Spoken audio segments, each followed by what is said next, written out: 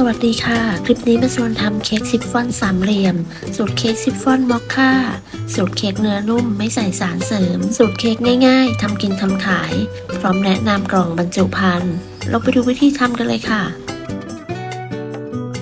นำนมสดไปอุ่นให้ร้อนจากนั้นนำมาผสมกับผงกาแฟ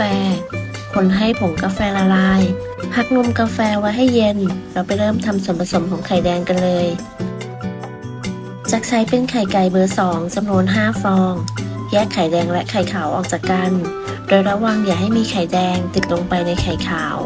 และควรเลือกใช้เป็นไข่สดใหม่เค้กจะได้ไม่คาวไข่ขาวของเราก็จะได้ตีขึ้นง่ายเทคนิคง่ายๆให้เราแยกไข่แล้วไข่แดงไม่แตกให้เราแยกไข่ในขณะที่ไข่ยังมีความเย็นแยกไข่เสร็จแล้วพักให้ไข่มีอุณหภูมิปกติแล้วลงมือทำกันเลยใส่น้ำตาลทรายและเกลือลงไปตามด้วยน้ำมันและนมกาแฟจากนั้นใช้ตะกร้อมือคนส่วนผสมให้เข้ากันเมื่อคนส่วนผสมจนเข้ากันดีแล้วให้ร่อนแป้งเค้กผงโกโก้และผงฟูลงไปในส่วนผสมร่อนแป้งเค้กผงโกโก้และผงฟูผ่านกระชอนร่อนแป้งจากนั้นใช้ตะกร้อมือคนส่วนผสมให้เข้ากันด้วยความเร็วขั้นตอนนี้แนะนำให้คนให้เข้ากันด้วยความเร็วหากคนช้าหรือคนนานอาจเป็นสาเหตุทำให้เค้กเหนียวไม่นุ่มฟูเสร็จแล้วพักส่วนผสมของไข่แดงไว้ก่อนต่อไปเราไปตีไข่ขาวเปิดสปีดความเร็วกลางตีไข่ขาวจนขึ้นฟองหยาบเล็กน้อยจากนั้นใส่ครีมออฟทาท่าลงไปถ้าไม่มีสามารถใช้น้ำมะนาวหรือน้ำส้มสายชูแทนได้จากนั้นทยอยใส่น้ำตาลทรายลงไปโดยแบ่งใส่ 2-3 ครั้งจนกระทั่งน้ำตาลทรายหมด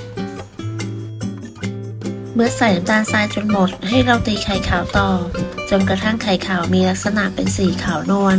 เป็นริบบอนตั้งยอดปานกลางจนเกือบแข็งเสร็จแล้วให้ตีต่อด้วยความเร็วต่ำอีกประมาณ30วินาทีเพื่อเป็นการตัดอากาศนำไข่ขาวที่ตีได้มาผสมกับส่วนผสมของไข่แดง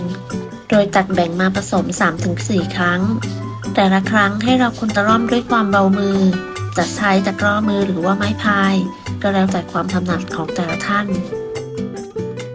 ขั้นตอนการคนตะล่อมจะต้องทำด้วยความเบามือและจะต้องทำด้วยความรวดเร็วหากคนผสมนานอาจเป็นสาเหตุทำให้เค้กของเรายุบไม่นุ่มฟูได้จากนั้นนำไปเทใส่ถาดจะใช้ถาดขนาด 9x13 นิ้วโดยวางกระดาษรองอบไว้แล้วจากนั้นเกลี่ยส่วนผสมให้ทั่วและเรียบเสมอกันอาจจะใช้เป็นไม้ปลายแหลมช่วยคนเพื่อไล่อากาศจากนั้นก็เคาะเบาๆเพื่อไล่อากาศอีกครั้งก่อนนำเข้าอบ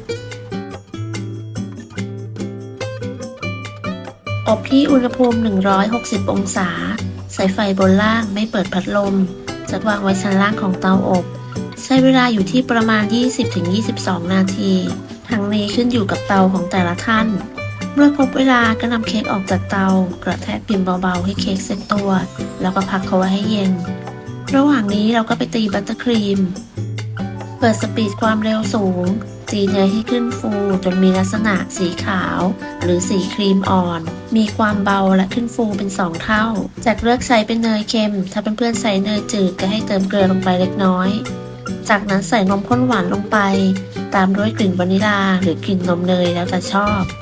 จากนั้นก็เปิดสปีดความเร็วกลางตีส่วนผสมให้เข้ากันจากใช้เนยสดอย่างเดียวไม่ใส่เนยขาวดังนั้นเราควรจะทำในห้องที่มีอุณหภูมิไม่ร้อนจัดเพื่อป้องกันเนยละลาย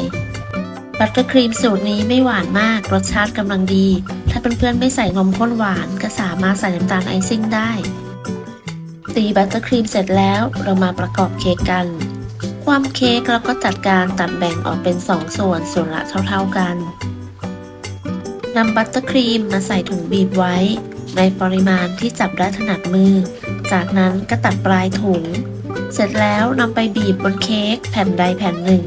จะใช้วิธีนี้เพราะว่าง่ายจะได้เกลี่ยให้เรียบเนียนและเรียบเสมอกันใช้สปาตูล่าหรือแผ่นปาดเค้กปาดให้เรียบเนียนให้เรียบเสมอกันจากนั้นนำเค้กอีกแผ่นหนึ่งมาแปะด้านบนโดยวางให้พอดีขอบของแต่ละด้านจากนั้นจะตัดขอบออกทั้ง4ด้านเพื่อให้เรียบสวยเค้กที่ได้จะมีความนุ่มแล้วก็หอมมากเพื่อนๆสามารถเลือกตัดขนาดได้ตามต้องการค คลิปนี้จะตัดออกมาได้ขนาดประมาณ 3.5 นิ้ว ได้ทั้งหมด 6 ชิ้น วิธีตัดให้ได้เป็นเค้กสามเหลี่ยมให้เราตัดออกเป็นสี่เหลี่ยมก่อน จากนั้นก็ไปตัดเป็นแนวทะแยง